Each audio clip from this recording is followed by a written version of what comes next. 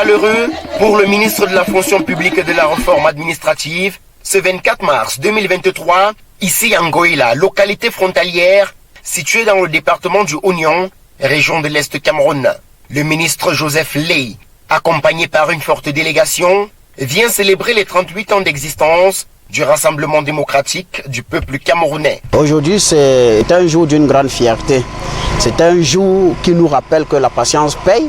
C'est un jour qui signifie qu'avec le président de la République, on peut avoir tout ce qu'on veut avec la patience. Un instant convivial, empreint de discours dans lesquels les réalisations du chef de l'État sont magnifiées, ainsi que les brillantes victoires du Rassemblement démocratique du peuple camerounais.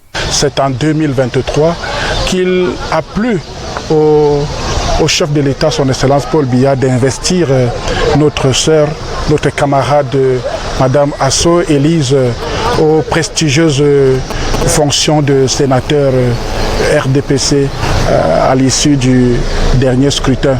Et par la même occasion, il y a eu quelques jours, Ngoïla a eu son tout premier directeur au ministère de la fonction publique de la réforme administrative. En sa qualité d'émissaire du comité central du RDPC, le ministre Joseph Ley apporte ici à Ngoïla un message fort. Notre président national, président de la République, chef de l'État, n'oublie aucun coin de notre pays.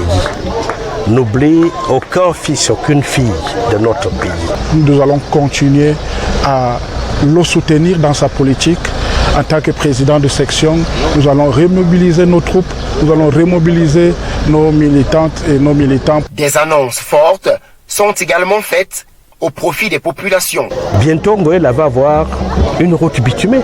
D'ici jusqu'à Ntam, d'autres projets existent, par exemple pour descendre du côté d'Abomban, le chef-lieu du département.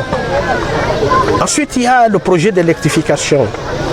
Dès les prochaines semaines, le ministre de la fonction publique et de la réforme administrative saisit cette occasion pour adresser un message à ses camarades militants de la région de l'Est au regard des résultats des élections sénatoriales du 12 mars 2023. Il y a quand même que l'adversaire a pu obtenir 101 voix. 101 voix sur un peu plus de 900 électeurs. Ce n'est pas bon signe. Ce n'est pas un bon message que nous envoyons à qui de droit. Lui qui se bat pour nous donner tant.